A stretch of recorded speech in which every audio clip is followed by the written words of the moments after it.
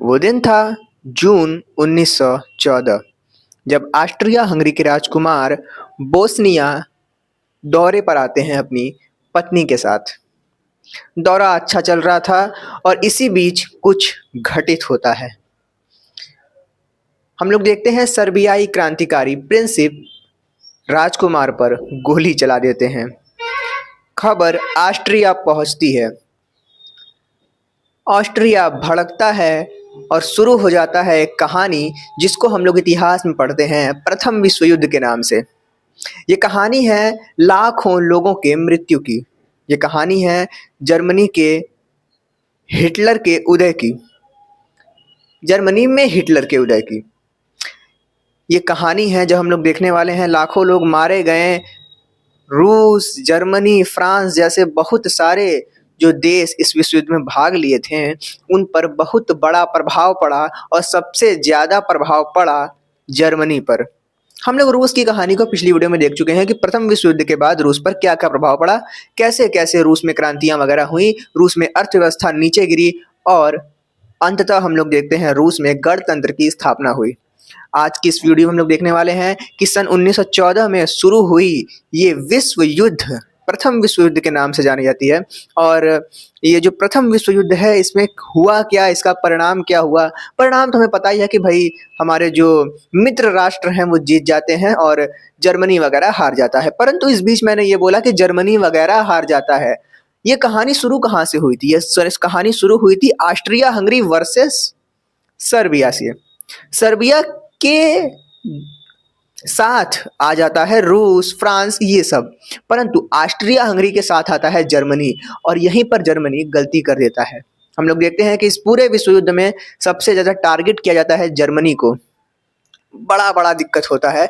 इस पूरी कहानी को हम लोग आज के इस वीडियो में देखने वाले हैं कि प्रथम विश्व युद्ध के बाद क्या हुआ, जर्मनी पर क्या प्रभाव पड़ा। हम लोग देखने वाले हैं कि क्या हाल रहा जर्मनी का जिस हाल के बाद हिटलर आया।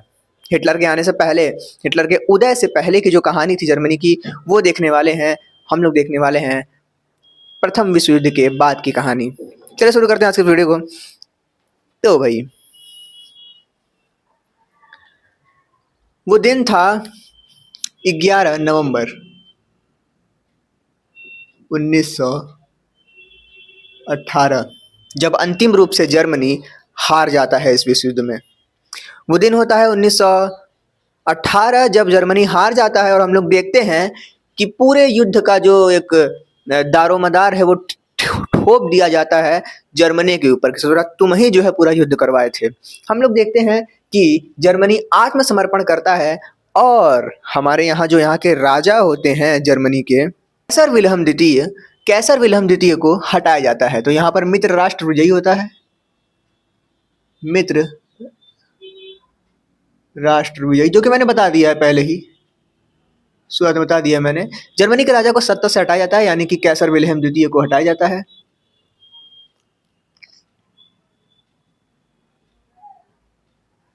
द्वितीय को हटाया जाता है सत्ता से और हम लोग देखते हैं कि राजा भागकर हॉलैंड आ जाता है। राजा भागकर हॉलैंड आता है और अंततः हम लोग जर्मनी में देखते हैं कि राजतंत्र समाप्त होता है।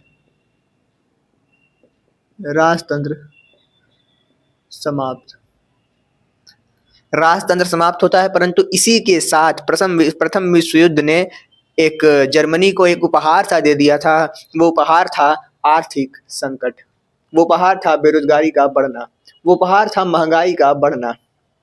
तो ये चीज़ें हो रही थी हमारे जर्मनी में। लोग मर रहे थे, लोग भूखमरी से मर रहे थे, लोग बेरोजगार थे, महंगाई बढ़ गई है, खतरनाक तरीके से खतरनाक काम हुए जा रहे हैं। हम लोग देखते हैं इसी बीच कि जब राजतंत्र समाप्त होता है तो हमारे यहाँ वाइमर नाम का एक शहर होता है और वहीं की सरकार बन जाती है जर्मनी की सरकार। तो होता है वाइमर गणराज्य का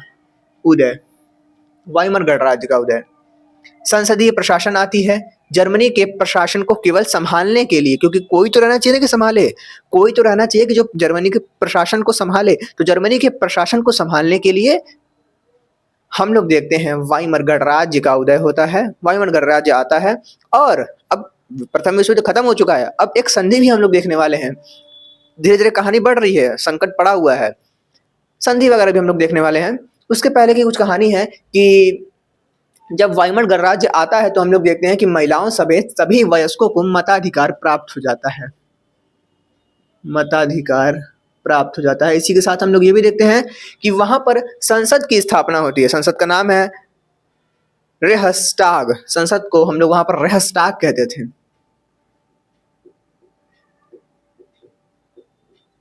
रेहस्टाग कहते थे। और इसी के साथ हम लोग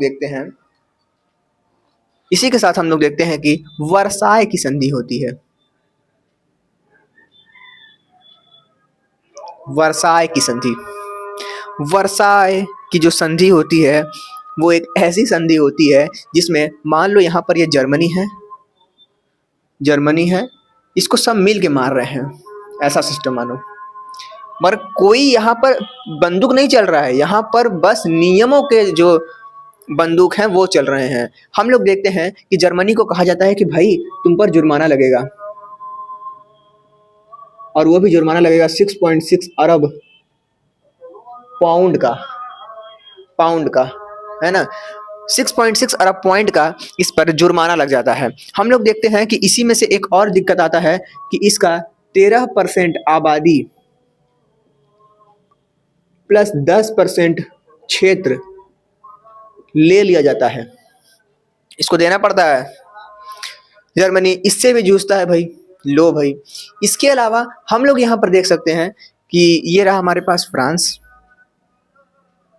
ये रहा हमारे पास जर्मनी, और ये पूरा हिस्सा जर्मनी का ही है। परंतु फ्रांस कहता है कि नहीं, ये जो राइनलैंड वाला हिस्सा है, राइन नदी यहाँ पर है, राइनलैंड हिस्सा जो है, राइनलैंड वाला हिस्सा जो है, जो कि ये हिस्सा है, इसको विसैन्यीकृत कर दिया जाए। मतलब कि यहाँ से जर्मनी की सेना को हटा लिया जाए, क्योंकि हमको आशंका रहेगी कि क्या पता कि जर्मनी यहाँ से अटैक कर दे फ्रांस पे। तो अगर इतनी जगह सेना नहीं रहेगी तो फ्रांस पर अटैक नहीं कर पाएगा, और अटैक करने भी आएगा तो फ्रांस को पता चल जाएगा, अब फ्रांस पहले ही जो है तैनात हो जाएगा अपना सैनिक लेके। तो इस क्षेत्र को जो है विसैन्यीकृत कर दिया जाता है।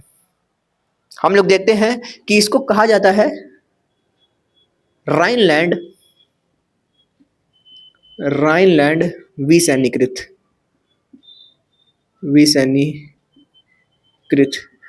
राइनलैंड विसैन्यीकृत। हालांकि मैंने यहाँ पर सब लिखा है, बस मैं बता रहा हूं मैं।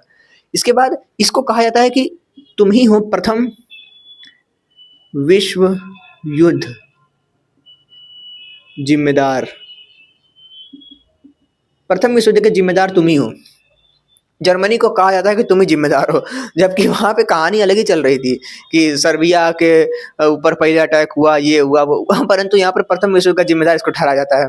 यहाँ के लोग एकदम पगलाए हुए रहते हैं कि ससुरा, ये जो वाइमर गणराज्य के जो नेता लोग गए थे वहां पर, वो सब कर क्या रहे थे, उनको इतना कुछ दे दिया गया, वो सब जो बैठ के देख रहे थे। एक और चीज देखने को मिलता है भाई कि सेना भी जो है, अधिकतम सेना कर दिया गया कि मैक्सिमम 1 लाख की जो है सेना है वो केवल यहाँ पर रहेगी। तो चलो भाई देखते हैं कि वर्साई की संधि में क्या क्या हुआ। वर्साई की संधि में जो पूरी बात है यहाँ पे लिखा है मैंने कि जर्मनी को युद्ध के लिए जिम्मेदार ठहराया गया। हम लोग देखते हैं जर्मनी ने 10% आबादी और 13% क्षेत्र खोया। 10% आबादी और 13% क्षेत्र खोया। 10% आबादी और 13% क्षेत्र खोया। उल्टा मैंने कर दिया भाई। जर्मनी के उपनिवेश जितने भी थे, उपनिवेश जितने भी थे, उनको मित्र राष्ट्र ने आपस में बांट लिया भाई। तो जर्मनी के उपनिवेशों को मित्र राष्ट्र ने आपस में बांट लिया, ये भी दिक्कत हम लोग को मिलता है। यहाँ पर सेना अधिकतम 1 लाख कर दी गई, सीमा के अधिकतम 1 ही लाख रहेगा। इसके बाद हम लोग देखते हैं कि राइनलैंड को विसैन्यीकृत किया गया और 6.6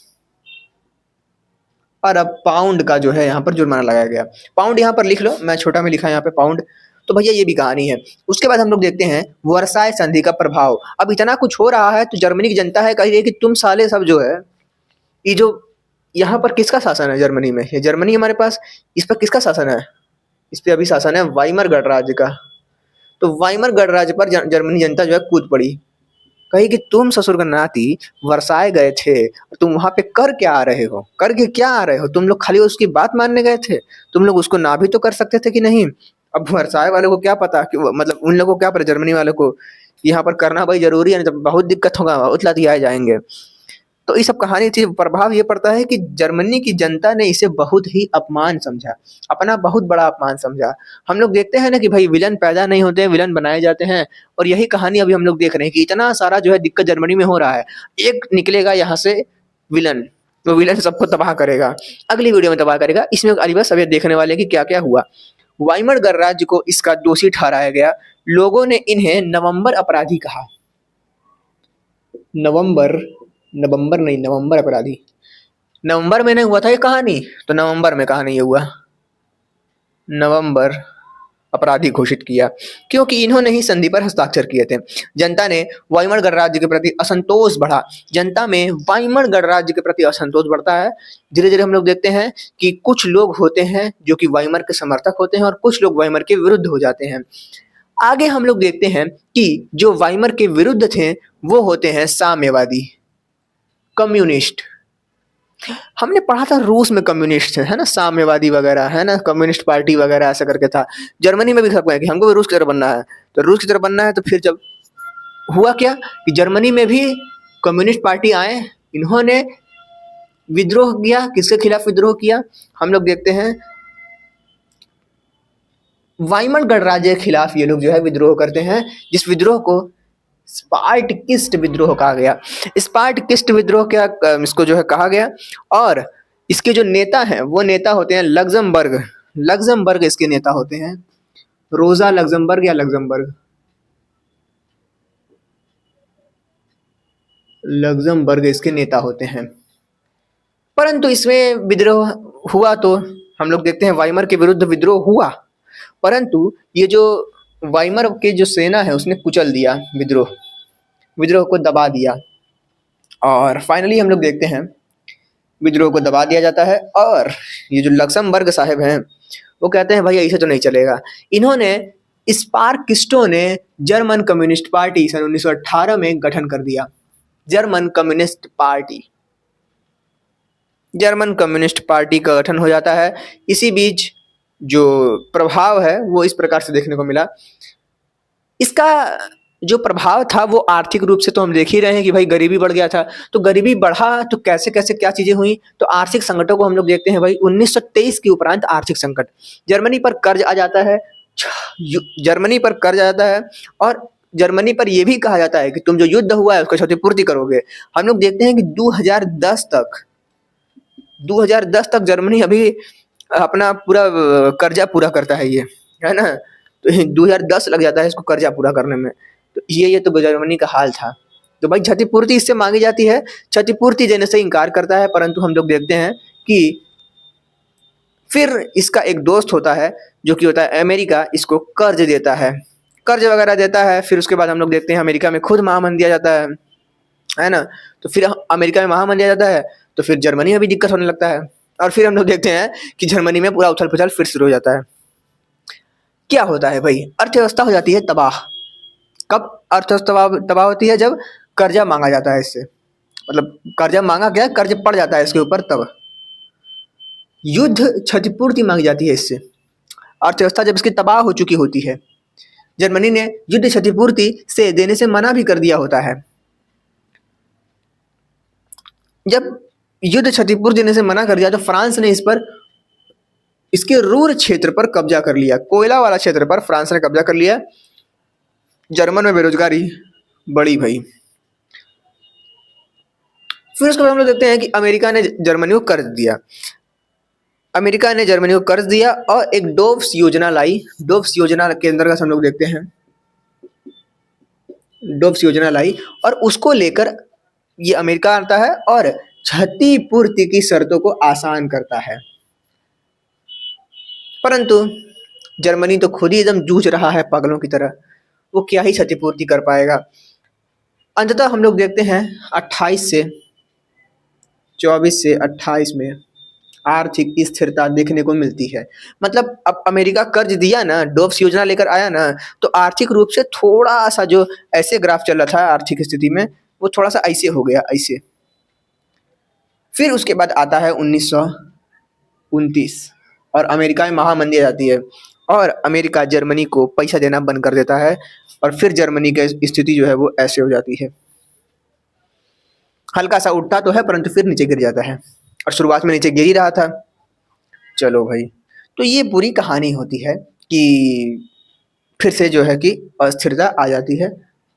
अगली वीडियो में हम लोग देखेंगे कि क्या हुआ जब आर्थिक अस्थिरता आ गई, जूझ रहा है पूरा देश। इस बीच उदय होता है हिटलर का। इस बीच क्या मतलब, उदय तो हो ही चुका होता है, प्रथम विश्व युद्ध में भी ये भाग लेता है, परंतु जो यहूदियों के साथ हुआ, यहूदी, हाँ यहूदियों के साथ हुआ, ज्यूस कहते थे वहां पे। सो ये कहानी देखेंगे हम अगले वीडियो में। तब तक मिलते हैं भाई, बाय बाय, नेक्स्ट वीडियो में मिलते हैं।